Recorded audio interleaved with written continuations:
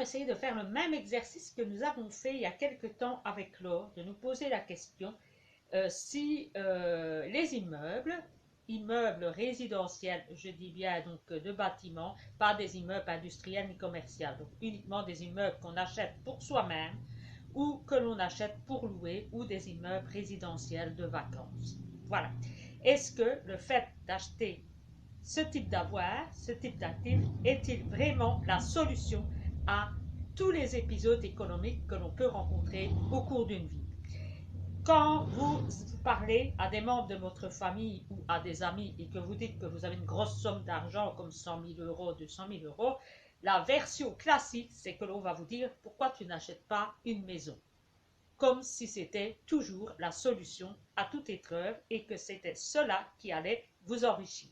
Eh bien, il faut remettre les choses dans leur contexte et relativiser comme nous l'avons fait avec l'or. Ce n'est pas toujours le cas, mais c'est un postulat et une idée préconçue chez l'ensemble des gens dans la population que acheter une maison, c'est vraiment toujours la bonne affaire.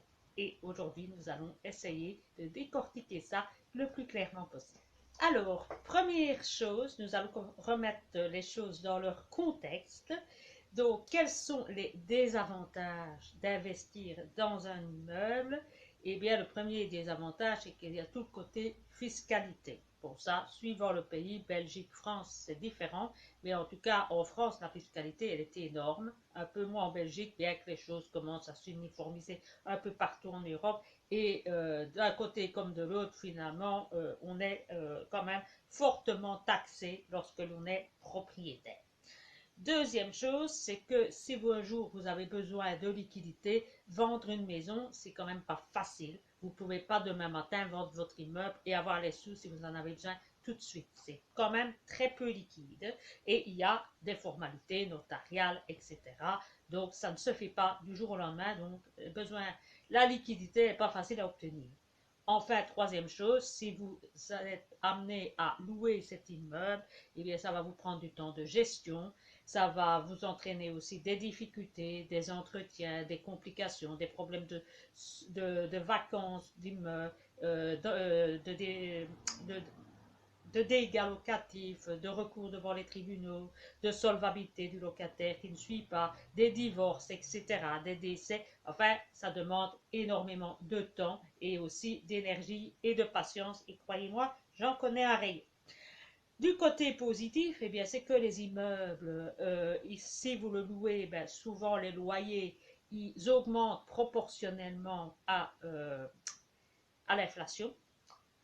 Attention, petit bémol, vu l'évolution politique actuelle et écologique, ça ne suit plus, puisque si c'est le cas de la Belgique, quand vous avez un immeuble de type G, vous ne pouvez plus l'augmenter par rapport à l'inflation, et s'il est entre les deux, ce n'est déjà plus que de moitié. Donc voilà, pour ça je vous renvoie à l'ancienne vidéo. Donc, la dernière chose, c'est que normalement, sur le très long terme, et sauf catastrophe, ben, les prix des immeubles souvent augmentent en proportion de l'inflation. Donc, si on ne le vend pas, eh bien, on y gagne quand même.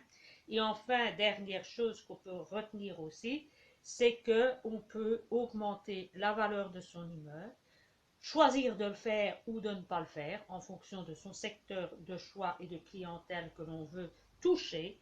Et on a aussi un certain contrôle mainmise sur son immeuble puisque l'on peut le gérer comme on a envie. On n'est pas obligé de dépendre de X, Y, Z, sauf si vous faites appel à une agence. Bon, sinon, vous le gérez vous-même, vous le gérez comme vous voulez. Et s'il y a des erreurs, ben, c'est vous qui êtes responsable. Si vous aviez des titres immobiliers, eh bien là, c'est pas vous qui gérez, donc c'est un peu embêtant. Mais si vous avez un contrôle total, bien que je vous dis, il faut remettre ça dans son contexte. On arrive de plus en plus dans un contexte de soviétisation, il faut l'appeler comme on dit, contrat social, c'est un peu ridicule, c'est de la soviétisation, où le système était dans les anciens blocs de l'Est, que ça ressemblait un peu au système du bail amphithéotique.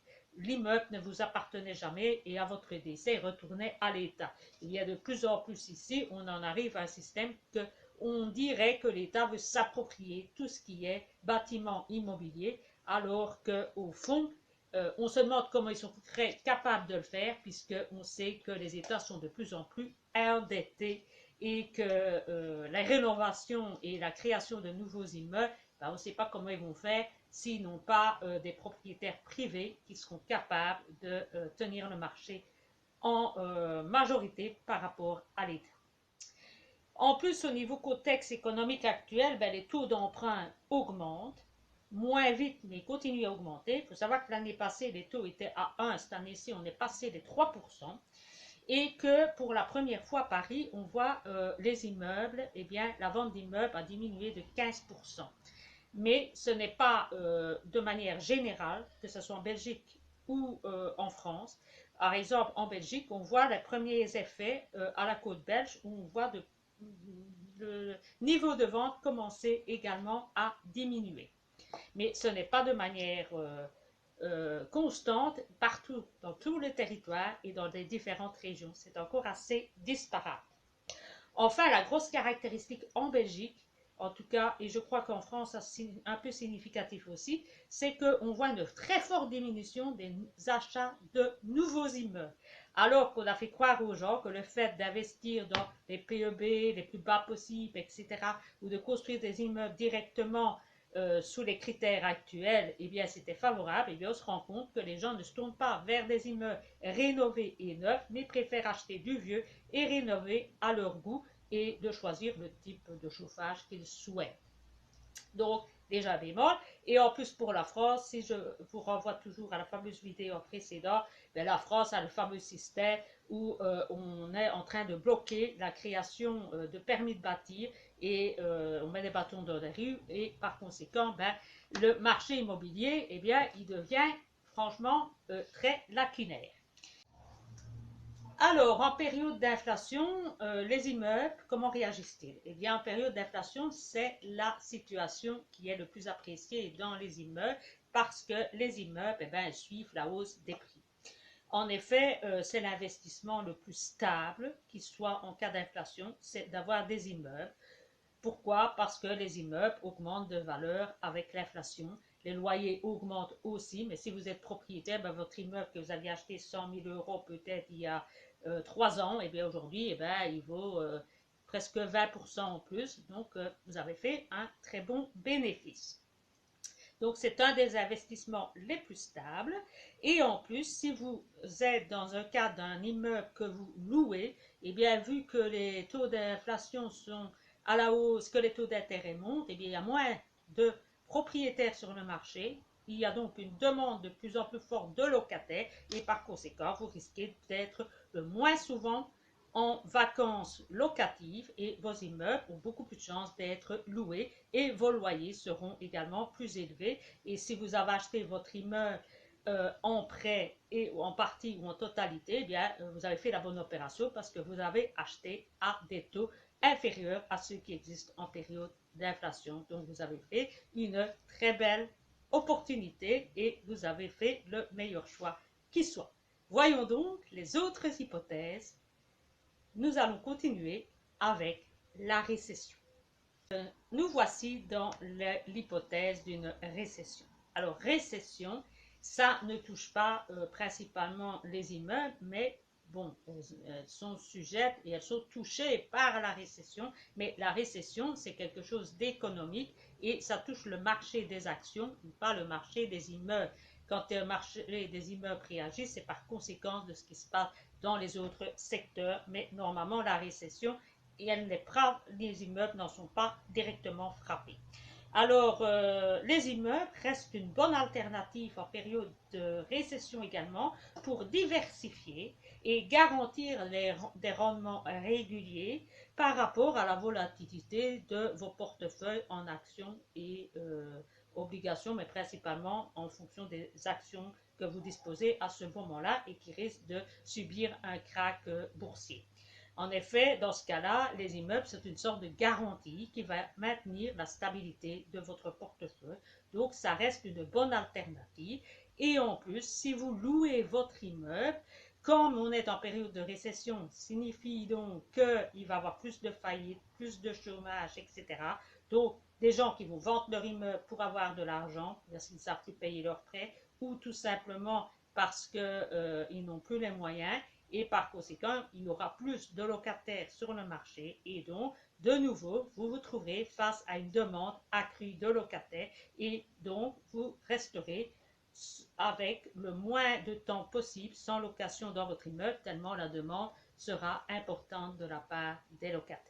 Donc, c'est toujours une bonne alternative d'avoir une récession, mais là, plus tellement en question valeur, mais surtout en fonction de son caractère de garantie et d'assurance pour maintenir votre niveau d'avoir de manière le plus stable possible et avec le moins de pertes possible pour contrecarrer ce que vous auriez perdu en bourse. Alors, voyons le troisième cas de figure, la déflation, c'est-à-dire les prix qui baissent. Ces prix baissent et c'est principalement lié à la disparition des liquidités et à la perte de confiance en l'avenir. Et par conséquent, qu'est-ce que les gens font? Eh bien, ils théorisent leur argent, ils le placent sur des livrets et ils attendent de voir la situation évoluer et de voir surtout les prix baisser, puisque comme je vous l'ai dit dans une vidéo précédente, dans ce cas-là, si avec 10 € vous pouvez acheter 5 pains, eh bien, au moment de la déflation, eh bien, les prix baissent, et bien, vous pourrez acheter avec 10 € 10 pains. Donc, qu'est-ce que les gens font? Ils mettent leur argent en cash dans les banques, sur un livret pour être facilement disponible et acheter lorsque les prix sont au plus bas. Donc, ils ont une tendance à être dans l'attente de voir les prix baisser. Par conséquent, il y a beaucoup moins de consommation. Donc, du coup, c'est un effet de processus de déflation. Du coup, les entreprises fabriquent moins, baissent leurs prix. Donc, du coup, on licencie. Et du coup, le pouvoir d'achat diminue à la longue. Donc, c'est pas toujours beau d'avoir recours non plus à la déflation. C'est pour ça que les banques centrales, dans ces cas-là, eh bien, elles distribuent de l'argent magique pour essayer que la déflation dure le moins longtemps possible. Et que signifie cela face aux immeubles? Eh bien, les immeubles, les prix des immeubles baissent. Donc, situation classique, eh bien, les gens achètent dans ce cas-là. Ils achètent pour eux au meilleur prix en essayant d'avoir le prix le plus bas, ou on achète pour louer. Alors, dans le cas d'une location, oui, c'est rentable puisque ça va acheter moins cher, ça c'est sûr, mais comme tout le monde a assez bien de liquidité, vous aurez moins de locataires sur le marché et ils seront un peu plus difficiles et un peu plus amenés à négocier, peut-être à mettre vos prix plus bas, mais ça reste quand même une bonne alternative point de vue location parce que vous aurez aussi des locataires qui ont un pouvoir d'achat qui est meilleur que ce qu'il était avant. Et en plus, eh bien, la situation va rapidement se dégrader puisque, comme je vous le dis, le système va se mettre en route et il va y avoir de plus en plus d'entreprises en difficulté et du coup, le mouvement de demande de locataires va réaugmenter. Donc, dans ce cas-là, on serait plutôt vers une tendance à l'achat, mais la location reste une bonne alternative parce que, point de vue solvabilité des locataires, leur pouvoir d'achat est beaucoup plus élevé. Voilà. Donc, voilà. Donc, c'est encore une bonne situation, en tout cas pour l'achat également en cas de déflation. Nous voici donc à la dernière hypothèse, la désinflation. Eh bien, la désinflation, c'est le cas dans lequel on se trouve pour le moment, c'est-à-dire que l'inflation ne monte plus aussi vite, mais elle continue encore à monter. Donc, les prix continuent à monter, mais moins vite. Donc, les prix des maisons continuent encore à monter. Par conséquent, si vous êtes propriétaire, bon, continuez, on dirait dans les actions, le marché des actions, de regarder, hein, jusqu'au moment où les bénéfices seront au maximum. Pour acheter, évidemment, ce n'est pas le moment puisque les prix continuent à monter. Et point de vue location, si vous êtes dans une location et que vous louez votre immeuble, il faut savoir que comme les prix continuent à monter, le pouvoir d'achat de vos locataires continue à diminuer et donc l'insolvabilité devient de plus en plus grande. Donc là, la situation pour ceux qui sont propriétaires bailleurs, elle est dangereuse pour le moment. Bon, si vous avez des bons locataires, ça passera. Mais bon, que l'on soit propriétaire ou qu'on ait envie d'acheter ou qu'on soit propriétaire bailleur, eh bien, il faut que la désinflation, ça dure le moins longtemps possible parce que c'est pas très gai. C'est vraiment le pire des scénarios. pour ceux qui ont dans leurs avoirs des immeubles. C'est cette période-là de désinflation, c'est vraiment la pire de tout. Donc, et c'est celle pour l'instant où on est, donc vivement qu'elle prenne le plus vite fin pour ceux qui sont propriétaires ou propriétaires bailleurs. Là aussi, eh bien, comme pour l'or, eh bien, tout dépend du moment où l'on réalise son achat. Donc, ici, comme pour l'or, eh bien, tout cela va dépendre du moment de l'achat pour savoir si vous avez fait la bonne opération ou vraiment la bérésina. Maryse Le Civre, juriste, préparateur physique et mental, gérante de la boutique Multi Blue Paradise et organisateur d'événements sportifs et professionnels.